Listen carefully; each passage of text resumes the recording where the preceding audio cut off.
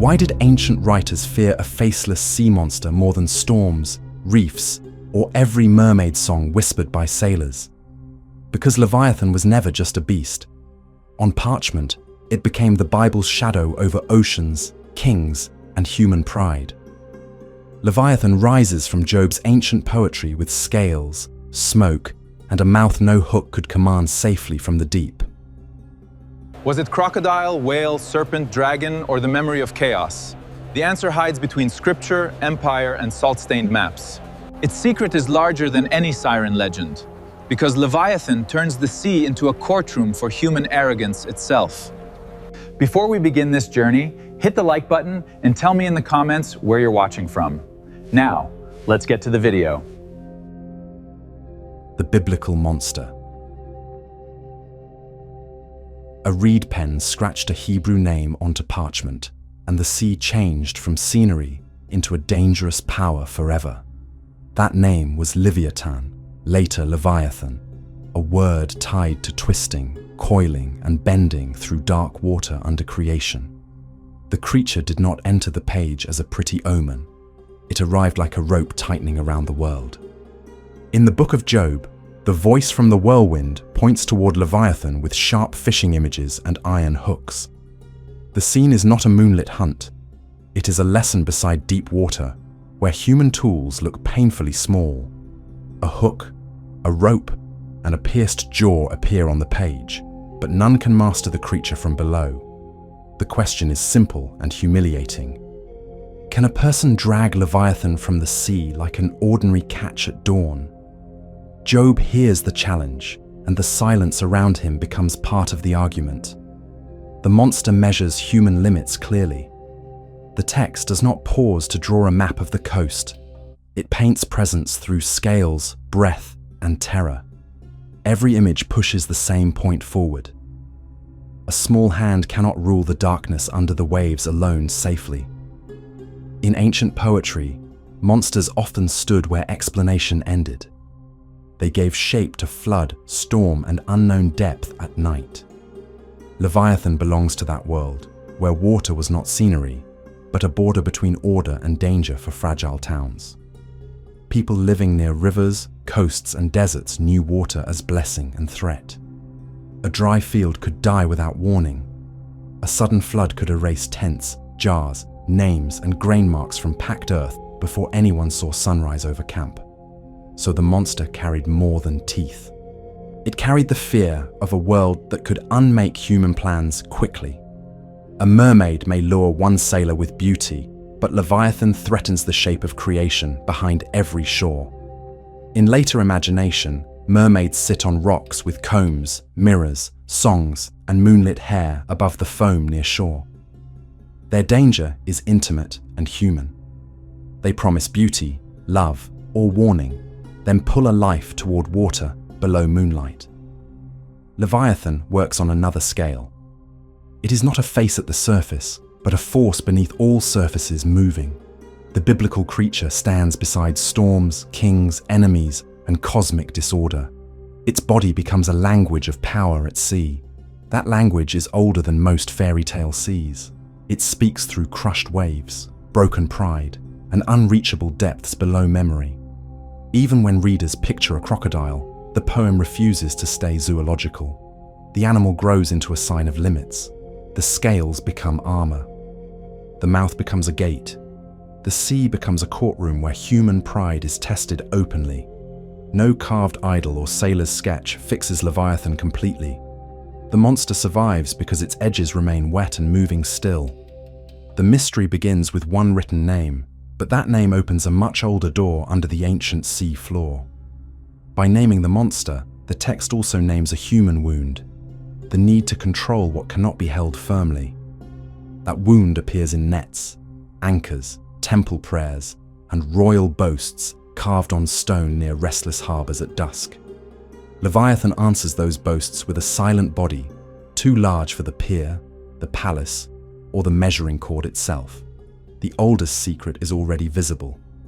The monster is a boundary marker between human skill and sacred scale at sea. From that boundary, the creature swims toward older myths, where other serpents waited in clay tablets and storm clouds above. Older than the Bible. Behind the biblical page stands another shoreline, where Bronze Age cities face the same dark water with different names nearby. At Ugarit on the Syrian coast, scribes pressed myths into clay tablets with reed points and careful hands beside lamps. Those tablets tell of divine conflict, storm gods, sea powers, and serpentine enemies coiling through sacred imagination in fragments. Scholars often compare Leviathan with Lotan, a twisting monster from Ugaritic tradition, because the names and images echo across texts. The echo does not mean every story is the same. It means cultures shared a symbolic sea of danger together. Across the ancient Near East, waters could represent chaos, invasion, and threat before any harbor lamp appeared in darkness ahead. Babylonian tradition imagined Marduk facing Tiamat, a watery adversary linked with wild primeval disorder before ordered skies formed. Hittite stories remembered Iluyankas, a dragon defeated by a storm god in a struggle of authority over trembling lands. These parallels show a pattern. Ancient societies often pictured order as victory over a serpent, dragon, or sea in turmoil. Leviathan enters that pattern, but biblical writers reshape it inside their own theology and poetry with deliberate force and restraint. The monster is not a rival god. It becomes a creature under the rule of a higher power within Scripture. That change matters. The old fear remains visible, but the story moves the fear into a new frame of trust. In Psalm 74, Leviathan has heads, and the scene remembers a decisive crushing by divine strength over violent waters below. The image is severe, but the meaning is not simple spectacle. It speaks of rescue through broken chaos and danger. The sea monster becomes part of memory, where a threatened people looks back toward deliverance and survival after ruin passes. In Isaiah 27, Leviathan appears as a fleeing serpent, a twisting serpent, and a dragon in the sea under judgment. There, the monster points toward enemies and empires. The beast becomes political language, not only marine imagination on parchment pages. A king can rise like a storm. An empire can coil around borders, roads, wells, and temples with heavy tax. Leviathan gives that danger a body. It lets readers see oppression as something huge, scaled, and finally vulnerable before judgment. This is where mermaid legends lose scale. Their stories usually begin with desire, omen, or mistaken sight near shore. A sailor sees hair above water. A fisherman hears a song. A village remembers a woman from the tide returning. Such tales matter because they reveal longing and danger near the shore. They are mirrors held to human loneliness carefully. Leviathan is not a mirror. It is a horizon line, dark and moving, where nations place their dread at distance. That is why the creature travels across centuries without needing one fixed species. Symbols cross borders that animals cannot easily. Some interpreters suggest crocodile because of scales, jaws, and river power. Others imagine whale, serpent, dragon, or composite mythic forms. None of these readings cancels the others completely. The text allows body, symbol, and memory to overlap inside one creature. The secret is not choosing one beast and closing the book. The secret is watching why many beasts fit together. Leviathan survives because it absorbs the sea's worst meanings: depth, force, age, hunger, and resistance to control by human hands. By later centuries, the name carried river mud, coastal salt, temple dust, and thunder from older myths into every reading. The next shore is medieval and crowded, where painted monsters enter manuscripts and make old fear visible again in color. The medieval map of fear. Medieval readers opened illuminated manuscripts and found monsters crawling through margins, capitals, maps, and painted waves around sacred words. Leviathan did not stay in ancient Hebrew poetry. It moved through sermons, commentaries, bestiaries, and church imagination over many centuries. Sometimes it became a beast of the end. Sometimes it became an image of evil held on a chain tightly. Artists placed enormous mouths near judgment scenes, where the monster's open jaw suggested danger beyond ordinary death to watching crowds. These images were theology in color. A painted mouth could teach fear faster than a paragraph of Latin to villagers. Yet the older sea still remained behind the church walls. Leviathan kept the smell of salt and darkness inside sermons. On medieval maps, unknown waters invited pictures of strange fish, serpents, whales, and hybrid creatures near the edges of parchment. The mapmaker's ink showed a truth about knowledge. Where measurements failed, imagination began drawing teeth beside islands and waves. Mermaids also swam through those margins. They carried combs, mirrors, split tails, and warnings about desire near painted ships. A mermaid looked almost familiar, and that made her dangerous. She brought the unknown closer to the human face itself. Leviathan did the opposite. It made the human figure disappear against the scale of creation and catastrophe at sea completely. In that contrast lies the title's promise. The biblical monster exceeds mermaids because it changes the size of fear itself. One legend touches the sailor's heart, the other touches the shape of the world beneath the sailor and ship together. Even reported mermaid sightings often reveal human perception under pressure. Distance, glare, waves, and animals could create a story quickly. European explorers sometimes described strange sea people, while later observers pointed toward manatees and other marine mammals near Caribbean waters. The mistake is understandable on a hard voyage. A tired eye can turn a surfacing animal into a sign fast. But Leviathan is not based only on a mistaken glance. It is a crafted symbol, built from older traditions carefully. Its power comes from poetry, memory, and the repeated need to name what humans cannot master with ropes or crowns. That need did not end with the ancient world. Sailors still feared reefs before charts became trustworthy in many harbors. Coastal communities still watched black weather gather over water, knowing boats might return late or never return to waiting lamps. A monster gave those fears a body. It made invisible pressure visible, with scales instead of statistics on trembling decks. In early modern Europe, Thomas Hobbes titled his political book after Leviathan, turning the sea beast toward government and authority. The famous frontispiece showed a giant sovereign body made from many small people, rising above fields and towers in silence. That image moved Leviathan from sea to state. The monster became a way to think about power over bodies below. A biblical sea beast now named political order, fear, and authority. The old creature climbed onto land inside printed books. This shift proves how flexible the symbol became. Leviathan could be animal, chaos, enemy, empire, or government across changing centuries. Few mermaid legends carry that range. Their beauty changes across cultures, but their frame often remains coastal and personal. Leviathan grows whenever human beings face something massive, organized, and hard to resist with ordinary hands or fragile laws alone. That is why the name still feels heavier than a normal monster. It sounds like deep water under language itself. The final secret is simple.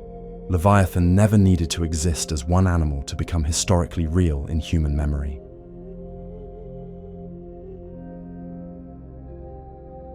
The symbol that survived. Modern readers often ask what Leviathan was, as if one specimen lies hidden behind every ancient verse on parchment still. The question is natural. Museums train the eye to seek bones, labels, glass cases, and clean answers under bright lights. Some details in Job suggest a powerful animal, perhaps a crocodile known from riverlands and royal hunts in antiquity. Other details exceed any ordinary creature. Smoke, fire, invincible armor, and cosmic fear push the image past zoology towards symbol. The best reading may hold both sides together. The poem uses animal reality as a doorway into mystery and humility. Ancient people knew real beasts. They also knew language could enlarge a beast until it carried a world inside memory. That is how Leviathan defeats simpler legends. It does not ask only whether someone once saw it from shore nearby. It asks why people needed a monster large enough to stand against kings, seas, and human pride at once together.